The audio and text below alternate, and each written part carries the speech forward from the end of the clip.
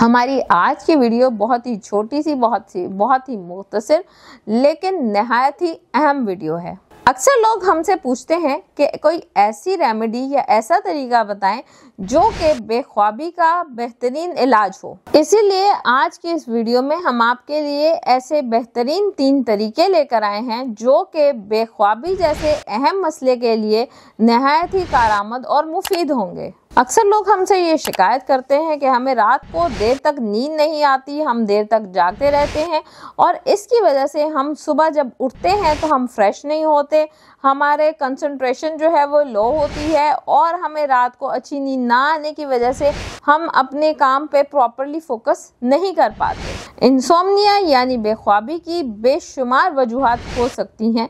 वो आपका स्ट्रेस हो सकता है, एंग्जाइटी हो सकता है, किसी बीमारी की वजह से इंसोम्निया होना हो सकता है और इसके साथ साथ ऐसी बेशुमार वजूहात होती हैं जो कि आपकी बेख्वाबी की वजह बनती हैं। हम बेख्वाबी की मसले की वजूहात के ऊपर पहले भी बहुत सारी बात कर चुके हैं, आगे भी बहुत सारी वीडियोस बनाएंगे, लेकिन इस वीडियो को मुख्तसर रखते हुए आज मैं आपको 3 ऐसी रेमेडीज बताऊंगी जो कि इंसोम्निया के लिए नहायत ही मुफीद रहेंगी। नंबर 1, अगर आपको बेख्वाबी का मसला है और आपको रात को सही तरीके से नींद नहीं आती तो इसका सबसे अच्छा और बेहतरीन हल है हल्दी वाला दूध।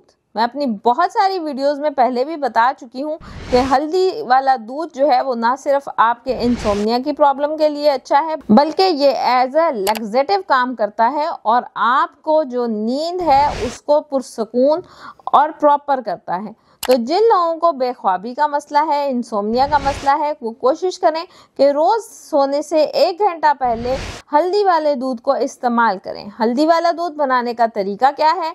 आपने 1 कप दूध के अंदर थोड़ी सी हल्दी और काली मिर्च को पका लेना है और उसके बाद आपकी अपनी मर्जी है कि आप उसमें कोई शहद डाल के पीना चाहें या सादा पीना चाहें, आप उसको इसी तरह इस्तेमाल कर सकते हैं।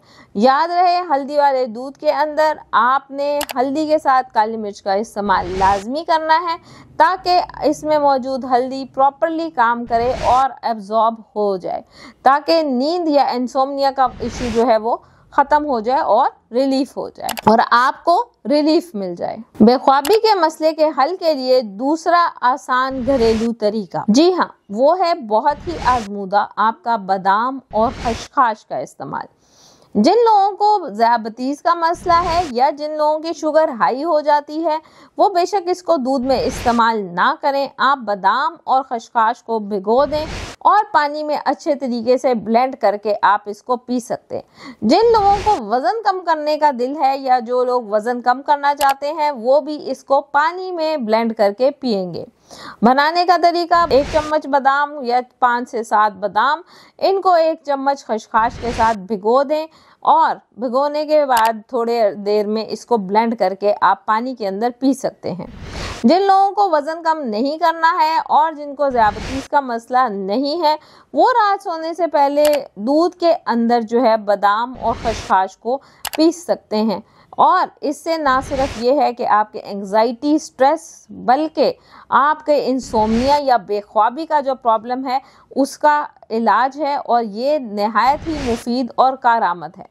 मैं अपने अक्सर मरीज़ों को ये इस्तेमाल करवा के बेहतरीन नताइज हासिल कर चुकी हूँ।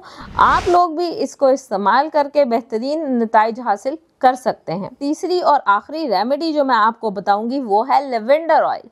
लेवेंडर ऑयल की खुशबू ऐसी है कि अगर आप लेवेंडर ऑयल को अपने रूम में वैसे ही रखते हैं तो उससे आपको अच्छी बेहतरीन नींद आ सकती है। बाकी रिसर्च से ये बात साबित हुई है कि अगर आप अपने तकिए पे या सोने से पहले लेवेंडर ऑयल के 2 से 4 कतरे अपने टिश्यू के ऊपर या अपने रुमाल के ऊपर रख के अपने बेड के पास रखते हैं या तकिए के पास रखते हैं या आप लेवेंडर का जो ऑयल मिलता है उसको अपने रिस्ट पे या आप अपनी जो गर्दन है इस पे हल्का सा लगा के सोते हैं तो इससे आपको बेहतरीन नींद आएगी। रिसर्च से ये बात साबित हुई है कि लेवेंडर को पुराने ज़माने से एंग्जाइटी, स्ट्रेस के साथ साथ बेख्वाबी जैसे अहम मसले के लिए भी इस्तेमाल किया जा रहा है। तो अगर आपको भी बेख्वाबी का मसला है तो आप इन तीनों में से कोई भी एक रेमेडी को अपना के अपने इस मसले से जान छुड़ा सकते हैं।